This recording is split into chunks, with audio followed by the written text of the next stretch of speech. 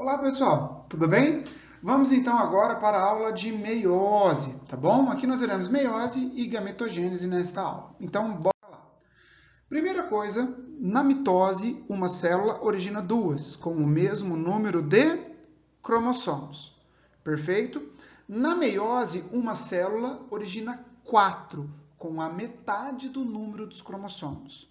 Beleza? Como então ocorre uma redução do número 2n para n, nós falamos que a meiose ela é uma divisão celular reducional, porque mexe no número de cromossomos. Agora, a meiose ela é subdividida em meiose 1 e meiose 2. Beleza? A meiose, se você olhar ela como um todo, ela é reducional, mas ela é dividida em duas etapas. A meiose 1, que é a etapa reducional. Por quê? Porque a etapa da meiose 1, aqui ela vai dividir 2n para n, já que, nossa, que n ridículo, beleza? E aqui a meiose 2. Então eu já te falo o seguinte, se você sabe a mitose, você já sabe 50% da meiose de cara. Por quê? A meiose 2 é igualzinha à mitose. O processo é igual. O processo. Beleza? Então, o que vai ser diferente vai ser a meiose 1. Tudo bem? Então, ó. Mas William, eu não peguei direito mitose. Então, para de assistir essa aula. Volta para a aula de mitose até você aprender. Aí você vem para cá. Beleza? Porque tem que saber mitose para aprender meiose. Não tem jeito. Tá bom? Não tem jeito. Tem que aprender mitose primeiro. Tá bom? Então aqui ela tem duas etapas e é uma etapa reducional, onde uma célula origina 4 com a metade do número dos cromossomos. Perfeito? Então bora lá. Na prófase 1, ela é a etapa mais longa e mais complexa de toda a divisão celular, seja mitose ou seja meiose. Olha só, a prófase 1 ela é subdividida em 5 fases: leptóteno, zigóteno, paquíteno, diplóteno e diacinese. Esses nomes eles apresentam em comum? Olha só, todos esses primeiros nomes aqui, ó, os 4 primeiros nomes, tem isso aqui, ó, teno. Esse teno, ele vem de taenia, que significa fita. Então, essas 4 primeiras fases aqui, elas se relacionam ao cromossomo. Tá? O que acontece na prófase da mitose? Lembra? Ó, condensação dos cromossomos, desaparecimento do nucleolo, organização das fibras do fuso, desorganização da carioteca, não é? Aqui vai acontecer também. Vai acontecer. Só que isso tudo acontece praticamente na diacinese. Só a condensação dos cromossomos, tudo relacionado ao cromossomo, acontece no leptóteno, beleza?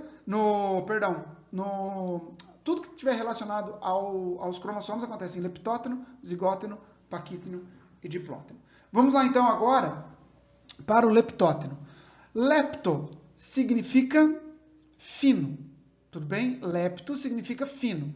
Então, nessa etapa, o mais importante é você saber que ocorre a visualização dos cromômeros, beleza?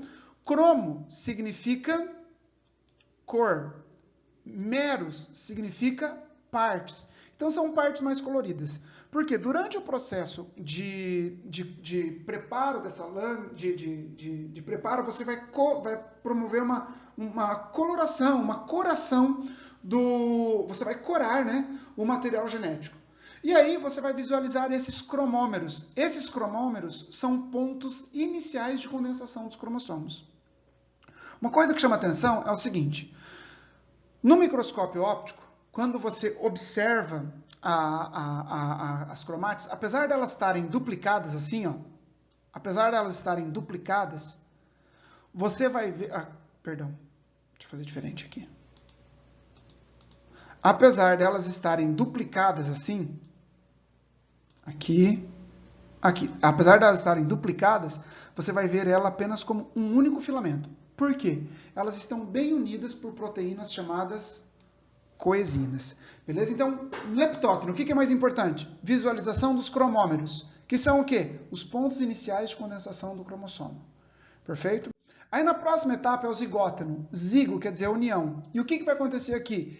Emparelhamento dos cromossomos homólogos. Agora, olha para a imagem comigo aqui. Beleza? Então, aqui eu tenho, por exemplo, em azul, o cromossomo que veio do pai e aqui o cromossomo que veio da mãe. Beleza? Cada cromossomo desse, ele apresenta duas cromátides, porque ele veio da duplicação. Olha aqui o centrômero. Olha o centrômero. Lembra que eu falei que eles aparecem como um fiozinho só? Por quê? Porque eles estão unidos através das coesinas. Tudo bem? Estão unidos através das coesinas. Então, esses cromossomos agora eles se emparelham, eles vão chegando próximos uns aos outros, e entre esses cromossomos agora ocorre a formação do complexo sinaptonêmico, que é a união dos cromossomos homólogos mediante a ação de proteínas, que formam essa sinapse cromossômica. Essa sinapse, então, é onde os cromossomos estão unidos. E essa sinapse é realizada por quem? Pelas proteínas. Essas proteínas formam o complexo sinaptonêmico que está evidenciado aqui nessa partezinha verdinha. Então, os cromossomos, eles estão unidos através das suas cromátides internas. Beleza? Então, ó, os cromossomos, eles estão unidos através das suas cromátides internas. Olha só. Beleza? Então, agora, vem a próxima etapa, que é o paquíteno, que os cromossomos já estão bem espessos, beleza? Eles estão unidos, e aqui ocorre a visualização, tá, dos bivalentes ou tetravalentes. Por que bivalente? Porque quando, olha para o desenho da sua direita, aqui, ó. Por que bivalentes? Porque quando você observa no microscópio, você vai ver um filamento só. Esse azulzinho aqui, você vê como um filamento só. Beleza? E o vermelho, você vê como um filamento só. Então, você vê como se fossem dois. Aí você chama de bivalentes. São os dois homólogos. E quando eu uso o termo tetravalente? Eu uso o termo tetravalente porque eu sei que nesses dois cromossomos eu tenho o equivalente a 4 cromátides irmãs. Olha só aqui, ó, no desenho agora da sua esquerda. Uma cromátide, 2, 3, 4 cromátides. Perfeito? Que agora elas estão unidas pelas coesinas e estão unidas também pelo complexo sinaptonêmico. Agora, nesse processo, o que tem de mais importante aqui é o crossing over. Nossa, ficou horrível isso aqui. Deixa eu apagar. Tá? O crossing over, que é isso aqui, ó. Ou permutação. Esse crossing over ele vai acontecer apenas entre as cromátides internas, que é onde elas estão unidas. Então, é somente através das cromátides internas. Então, ó, aqui eu tenho o crossing over e aqui tem um zoom desse crossing over. O que está acontecendo?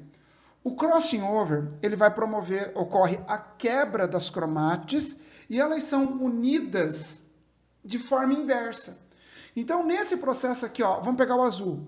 O azul é o cromossomo paterno que está fazendo uma ligação com o cromossomo materno. E o cromossomo materno vai se ligar com um pedaço do cromossomo paterno. Depois disso, vai acontecer aqui o seguinte. Vai acontecer o seguinte, deixa eu apagar tudo isso aqui. Vai acontecer o seguinte, olha só. Por que esse crossing over é tão importante? Eu acho que é uma das coisas que mais cai em relação à meiose. Tá? Aqui é o seguinte.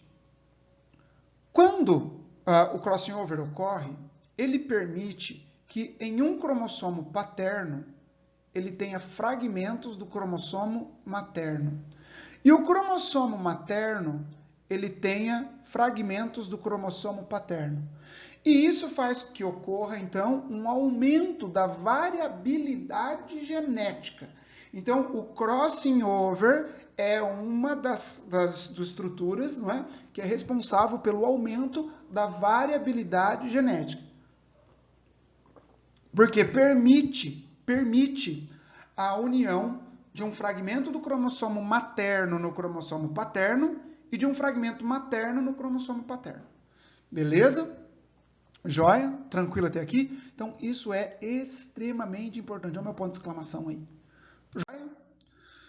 No diplóteno, o complexo sinaptonêmico se desfaz. Beleza? Então, o complexo sinaptonêmico se desfaz. Olha para a sua figura maior aqui da direita. Beleza? Ó, o complexo sinaptonêmico estava aqui. Ele se desfaz. Mas as coesinas, não. Pode ver que as cromátides, elas permanecem bem unidas pelas coesinas aqui, ó. Tá bom? Então, quando isso ocorre, nós percebemos que fica uma estrutura em forma de X. A palavra quiasma significa X. Então, tem uma forma de X formando o quiasma. O que esse quiasma é? Olha aqui na outra foto. Aqui, ó. O que esse quiasma é? Esse quiasma é uma prova ocular de que a permutação aconteceu.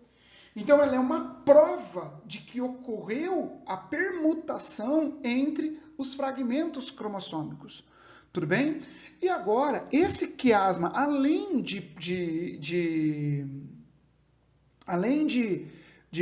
como é que eu posso dizer, provar que ocorreu a permutação, ele também vai manter os cromossomos homólogos unidos até a anáfase.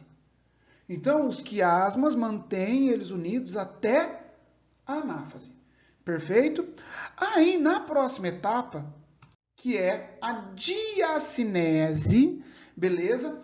Os cromossomos permanecem unidos pelos quiasmas, beleza? Aqui os nucleolos desaparecem, ocorre a formação da fibra do fuso, ocorre a desintegração da carioteca, e aqui tem uma coisa muito importante, não é? Que é a terminalização dos quiasmas. Você fala, ué, William, mas no slide anterior você falou que os quiasmas eles só vão ser desfeitos lá na anáfase 1. Aqui não é terminalização de terminar. Aqui é uma terminalização de ir para a posição terminal do cromossomo. É como se, aparentemente, por exemplo, se eles tivesse acontecido, esse crossover aqui, olha na figura aqui, ó, tivesse acontecido aqui, esse quiasma, ele desce para a posição mais terminal. Beleza? Então, a terminalização é que os quiasmas, eles migram para a posição terminal. Perfeito? Joia? Então, aqui, os cromossomos homólogos permanecem unidos e agora vão para o meio da célula. Só que agora, lembra que lá os cinetócoros, por exemplo, na mitose, por exemplo, ó, aqui eu tinha um cromossomo e aqui eu tinha os cinetócoros, ó, aqui um cinetócoro e aqui um cinetócoro. Os cinetócoros estavam olhando para os seus lados opostos. Agora, o cinetócoro de cada cromossomo, ele está olhando para o mesmo lado. Essa frase aqui, inclusive, é de um livro que eu gosto bastante de usar, depois vocês vão ver lá vocês vão ver lá nas referências, que é um livro de um autor chamado De Roberts. No De Roberts, ele fala exatamente assim: os homólogos, os cinetócoros, eles estão olhando para o mesmo lado. Então, por exemplo, o cinetócoro desse cromossomo aqui, os dois estão unidos olhando para esse lado, e o vermelho, os dois estão unidos olhando para o lado oposto. Perfeito? Então, dessa forma, as cromátides, elas não serão pegas, por exemplo, pelos dois lados. Aqui, como está no desenho que eu fiz ali. Beleza? Agora, as cromátides, elas serão pegadas, os cromossomos, eles serão pegados por um único lado. Então, isso vai acarretar o seguinte: na anáfase, vai ocorrer, então, não separação das cromátides irmãs, mas sim vai acontecer a separação dos cromossomos homólogos. Beleza? Vai ocorrer a separação dos cromossomos homólogos. Pelo amor de Deus, isso é o mais cobrado. Anáfase da mitose, separação das cromátides irmãs. Anáfase 1 da meiose, separação dos cromossomos homólogos. Então, aqui as coesinas se desfazem, os quiasmas desaparecem, e é nesse processo que uma célula 2N se transforma em N. Beleza? Então, olha só. Aqui, a célula, ela era 2N igual a 6, porque tinha 6 cromossomos homólogos, não é? Então, foi 3 para um lado e 3 para o outro. agora eu terei uma célula 2N igual a... agora eu vou formar dois núcleos, N igual a 6. A N igual a 3, perdão. Aí então, ó, olha nessa outra figura, ocorreu aqui a separação dos cromossomos homólogos. Está separando, mas agora o que está acontecendo? Os cromossomos eles permanecem duplicados. Perfeito? Então, ó, aqui ocorreu. Se a gente olhar aqui, ó, presta atenção, ó, o que aconteceu até agora. Houve, então, a replicação, aqui a intérfase, né? O cromossomo ele foi duplicado. Nesse exemplo aqui, uma célula 2N igual a 2. Tudo bem? Aí ele foi duplicado. Aí na meiose 1, ficou aqui N igual a 1, porém os cromossomos eles permanecem duplicados, porque está em X. Quando ele está em X, quer dizer que ele está duplicado. Então, na telófase, aqui, o que vai chamar a atenção?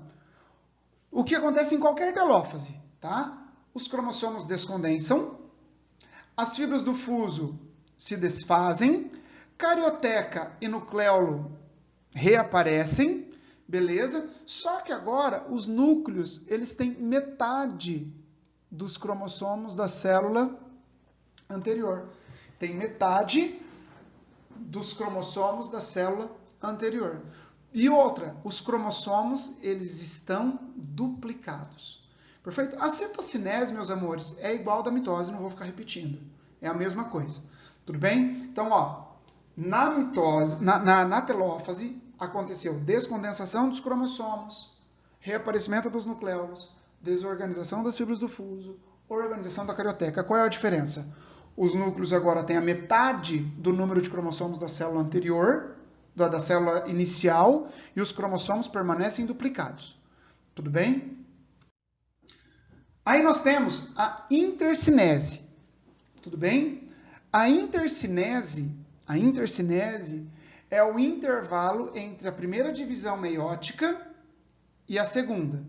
Aqui é como se fosse uma intérfase curta, só que não vai acontecer duplicação dos cromossomos. Por que não vai acontecer duplicação dos cromossomos?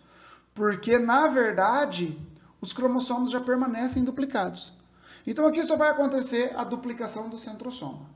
Tudo bem? Então, por que aqui não tem a fase S? Por que não tem duplicação do cromossomo? Porque os cromossomos já estão duplicados. Aí nós vamos entrar na meiose 2. Então, a intercinese é o quê? Um período entre a meiose 1 e meiose 2. Retomando o que aconteceu aqui. Na prófase 1 teve o leptóteno, que é a visualização dos cromômeros. O zigóteno, emparelhamento dos homólogos. No paquíteno, que é a mais importante, ocorreu falhou o nome agora. Ocorreu o crossing over. No diplóteno, visualização dos quiasmas. E na diacinese, terminalização dos quiasmas e condensação dos cromossomos. Já aconteceu durante o processo, né? Aí tem desaparecimento do nucleolo, aí tem organização das fibras do fuso, desagregação da carioteca. Na metáfase 1, os cromossomos homólogos são capturados por apenas um lado. Na anáfase, separação dos cromossomos homólogos. E na telófase, os cromossomos permaneceram duplicados. Por que eu falei para vocês que é importante você saber a respeito da mitose? Porque agora a meiose 2 é igual. Aqui na prófase 1 vai acontecer o quê? Condensação dos cromossomos, desagregação da carioteca, olha só. Condensação dos cromossomos, desaparecimento do nucleolo, organização das fibras do fuso, desagregação da carioteca. Na metáfase, qualquer metáfase tem que formar placa metafásica. Só que aqui, nessa metáfase, está acontecendo o seguinte, na metáfase, tá? Ocorre a formação da placa metafásica, só que os cromossomos, eles não estão os homólogos não estão um do ladinho do outro, porque agora já não tem mais homólogo, porque aqui é uma célula haploide. Então formou 3 aqui. Tá? Então formou a placa metafásica e agora os cinetócoros, eles estão olhando para lados opostos, assim como na mitose. Perfeito? Na anáfase vai acontecer a separação das cromátides irmãs, igual da mitose. E na telófase vai acontecer como qualquer outra telófase, que é descondensação dos cromossomos, reaparecimento dos nucleolos, desorganização das fibras do fuso, reorganização da carioteca. E assim a gente fecha a meiose 1 e a meiose 2. Aqui então, pessoal, olha só, lembre-se, meiose 2 é igual a mitose. Meiose 1 que é mais complexa. Pode ver que nós vimos rapidinho, apenas em um slide. Uma coisa que costuma cair aqui é a quantidade de moléculas de DNA. Isso aqui o pessoal costuma apanhar um pouquinho, tá bom? Então, olha só. Vamos lá. Primeiro, aqui é uma célula. Antes de dividir, nós temos 2N igual a 2C, que sumiu o 2C. Tudo bem? Por que é uma célula 2N e 2C? Porque é uma célula 2N, porque eu tenho um par de homólogos, beleza? E por que 2C? Que aqui estaria um C. Por que 2C? Porque eu tenho apenas duas cromátides. Perfeito? Então, aqui é uma célula 2N igual a 2, tá? E aqui uma célula N igual a 1. Então, ó, é que eu tinha colocado no outro aqui, ó. Então, essa célula é 2N igual a 2C, por quê? É uma célula 2N igual a 2C, porque eu tenho uma célula 2N e duas cromátides. Após a duplicação do DNA, agora os cromossomos estão duplicados. Então, essa célula continua o quê? 2N. Mas tem quantas cromátides? 4. Então, vai ficar 2N igual a 4C. Beleza? Aí, na hora que acontecer o final da primeira meiose, a célula agora não ficou N, porque veio um cromossomo para cá e um cromossomo para cá? É ou não é? Então, uma célula N. Tá bom? Agora, só que essa célula é N, mas o cromossomo permanece duplicado. Então, aqui é N, 2C, porque cada cromossomo está com duas cromátides. Então, aqui é N, 2C. Agora, vai acontecer agora a separação na meiose 2, né? Cada cromátide vai vir para uma célula.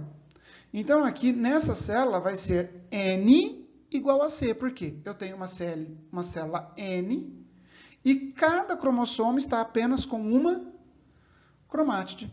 E ao final, você tem aqui duas células recombinantes e duas não recombinantes.